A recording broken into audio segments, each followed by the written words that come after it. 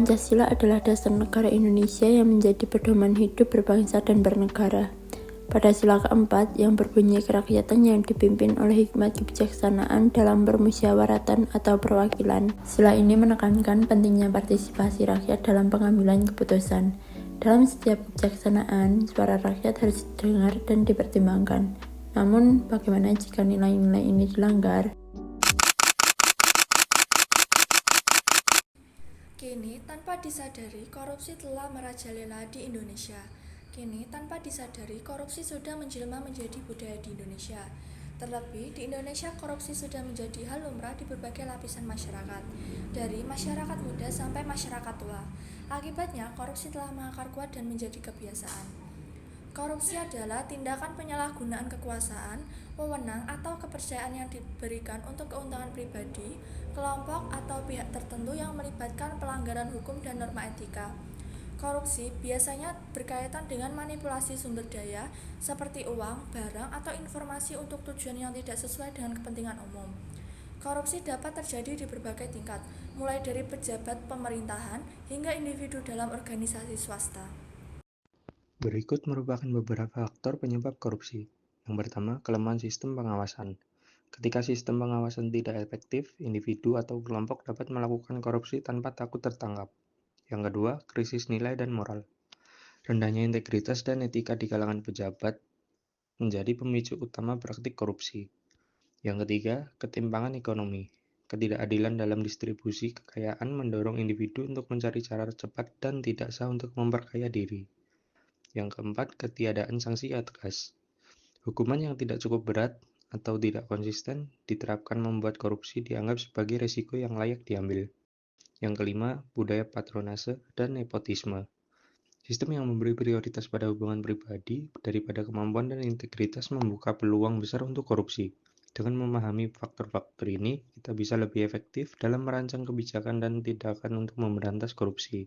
Itu cukup besar jumlahnya. Korupsi menghancurkan prinsip keadilan.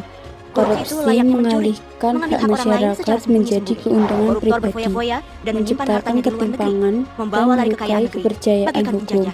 Saat keadilan tergadaikan, rakyat yang paling menderita.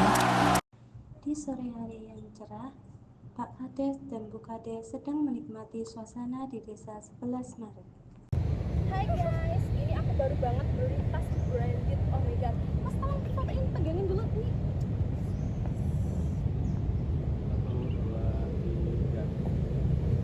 Lagi dong.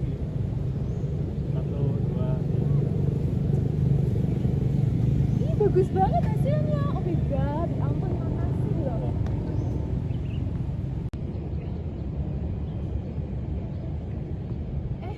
Kalian lihat gak sih postingannya Bu Kades? Iya, yang terbaru ini kan? Iya, coba dia lihat tasnya. Oh my god, ini kan tas keluaran terbaru itu kan? Iya, yang harganya ratusan juta itu kan? Masa STK bisa beli kayak gitu? Padahal dia kan gak sih? Curiga saja kan? Jangan-jangan dia ayo. Halo, apa?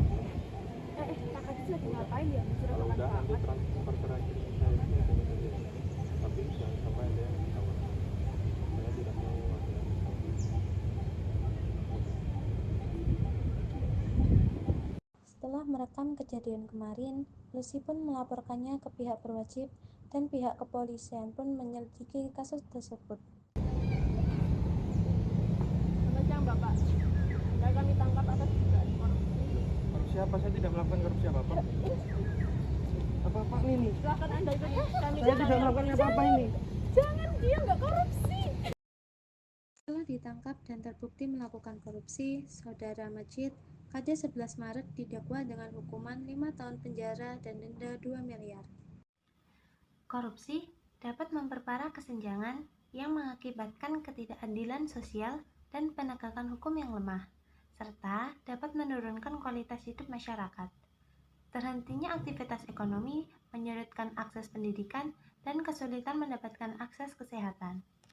Untuk berpartisipasi dalam demokrasi, cara yang dapat kita lakukan untuk memberantas korupsi yaitu memberikan hukuman dan sanksi yang berat untuk para pelaku koruptor.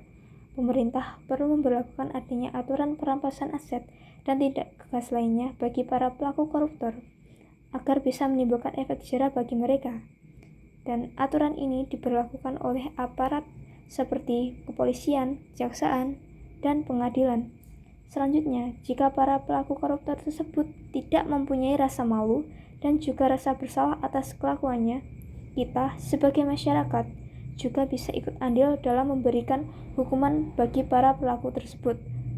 Hukuman tersebut berupa pemberian sanksi sosial bagi para pelaku koruptor. Kita juga bisa memberikan pendidikan anti korupsi yang berupa kebijakan, penyuluhan, kampanye, maupun edukasi bagi masyarakat sekitar. Dengan menjunjung tinggi nilai sila keempat, kita dapat melawan korupsi dan mewujudkan keadilan, serta kesejahteraan bagi seluruh masyarakat.